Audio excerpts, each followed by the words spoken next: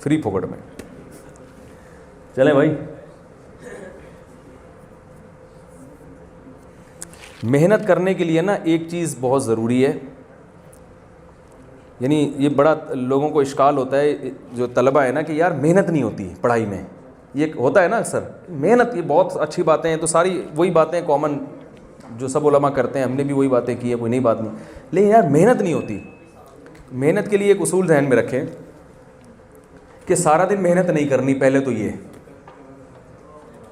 ورنہ 2 دن کے بعد تھک ہار کے بیٹھ جائیں گے. ہمارے جامعہ میں ایک بڑے سینئر استاذ ہیں, بہت اللہ نے ان کو علم بھی دیا, ترقی بھی دی, اور فیوچر میں انشاءاللہ امید ہے حضرت مفتی تقی عثمانی صاحب کے لیول کے بنیں گے وہ. تو میں ان سے پوچھتا ہوں یار آپ نے اتنا کیسے پڑھ لیا, اتنی کتابیں چاٹ گئے آپ, اور یہ. انہوں نے کہا میرا معمول ہے پڑھائی کا صبح سے لے کے دوپہر 1 بجے تک بس. سمجھ رہے ہو؟ اس کے بعد آرام, اور پھر کچھ عصر تک کوئی ایسی ایکٹیویٹی, تھوڑا بہت انگلش سیکھ رہے ہیں وہ عصر تک, اس کے بعد عصر کے بعد بالکل فارغ. پھر اگر کچھ کرنا بھی ہے نا تو بوجھ نہیں ہوگا, اپنی مرضی سے کوئی کتاب کا دل چاہ مطالعہ کر لیا, نہیں تو نہیں. کیونکہ انسان کو جب یہ ہوتا ہے نا میں محنت کرنی ہے رات تک, تو وہ ہوتی نہیں ہے. جب انسان کو نا بھائی اتنے گھنٹے ہیں, اس کے بعد لو فری, صحیح ہے نا, اس کے بعد لو فری کریں گے, تو وقت میں بہت برکت ہوتی ہے, بہت کچھ کر لیتا ہے وہ. ہمارے جب محنت کی ترغیب دی جاتی ہے نا, 24 گھنٹے کا شیڈول بنا کے دیا جاتا ہے جو دیکھنے میں بڑا اچھا ہوتا ہے, وہ اس میں بہت کم لوگ کامیاب ہوتے ہیں. ہمارے جیسے, ہم جیسے سب ایک ہی جیسے ہیں نا, وہ نہیں چل پاتے. وہ 4 دن کے بعد بولیں گے چھوڑو یار, اچھی بڑی زندگی گزر رہی تھی ایسی خوشی. ٹھیک ہے, تو ایک ٹائم ہونا چاہیے یہاں سے یہاں تک بس, اس کے بعد نہیں. اور وہ صبح کا وقت ہو, صبح کے وقت میں تھوڑے وقت میں بہت زیادہ کام ہوتا ہے. پھر پڑھنے کا طریقہ کیا ہوگا یہ میں بتاتا ہوں. جی بھائی, اچھا میں یہ بات کر لوں پھر تاکہ میرا ٹاپک مکمل ہو جائے نا. دوسرا یہ کہ کتاب کھول کے پڑھنے کا دل نہیں کرتا, یہ بھی ایک کامن بیماری ہے جو ڈینگی سے زیادہ پھیلی ہوئی ہے. کسی کا بھی دل نہیں کر رہا. میرا خیال ہے اس پاکستان میں ایک بندہ بھی ایسا نہیں ہوگا.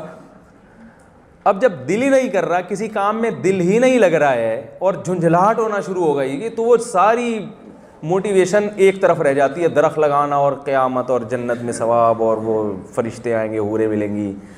آدمی کہتا ہے یہ جو ٹینشن ابھی مل رہی ہے. تو یہ بات خوب یاد رکھیں, ہم نے بڑے بڑے علماء سے سنا ہے جنہوں نے علم میں بڑی ترقی کی ہے. انہوں نے کہا کہ دیکھو بھائی ایک ٹائم نکال کے رکھو اور اس میں کتاب لے کے بیٹھ جاؤ,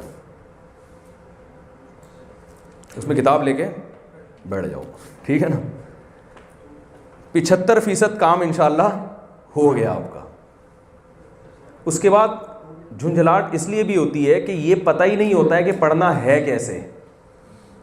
تو علماء نے ایک بات کہی ہے, اور یہ اصول دینی مدرسوں کے لیے بھی ہے, کیونکہ پڑھنے کا طریقہ تو سب کا ایک ہی جیسا ہے نا, اور یہ یونیورسٹی کے طلباء کے لیے بھی ہے. وہ طریقہ یہ ہے کہ جو لیکچر کل آپ نے ٹیچر سے سننا ہے اس کو ایک دفعہ آپ پہلے اپنے طور پر پڑھ لیں. پڑھنے کتنا پڑھ لیں, اتنا پڑھ لیں کہ آپ کو پتہ چل جائے کہ کون سی ایسی چیز ہے جو مجھے ٹیچر کے بغیر خود ہی سمجھ میں آ رہی ہے, اور کون سی ایسی چیز ہے جس میں مجھے ٹیچر کی ضرورت ہے. پہلے دن اب کتاب کھولیں گے تو 99.9% ایسی چیزیں ہوں گی جو آپ کو سمجھ میں نہیں آ رہی ہوں گی, صرف 0.1% ایسی چیز ہوگی جو آپ کو خود سے سمجھ میں آ رہی ہوگی. پہلا دن سمجھ میں آ گیا. اس کے بعد ناغہ نہیں کرنا ہے, لیکچر کو غور سے سننا ہے. تیسرا کام یہ کرنا ہے کہ اس لیکچر کا ایک دفعہ تکرار, جسے ہم اردو میں کہتے ہیں نا, ریوائز کرنا ہے, کسی کو بٹھا کے سامنے, ایسے دیکھ کے نہیں, بلکہ وہ یعنی وہ لیکچر آپ ڈیلیور کر دیں کسی دوسرے کو, کسی کو بٹھا لیں, پیسے دے کے بٹھا لیں, بے شک بندہ 50 روپے لے ذرا بیٹھ جائے 15 منٹ کے لیے, تو وہ آپ نے اس کو وہ اپنے جو لیکچرار ہے نا اسی کے اسٹائل میں پورا لیکچر اس کو سنا دینا ہے. بس یہ آج کا کام, ایک دن کا کام آپ کا ختم. پھر اگلے دن کے لیکچر کی تیاری.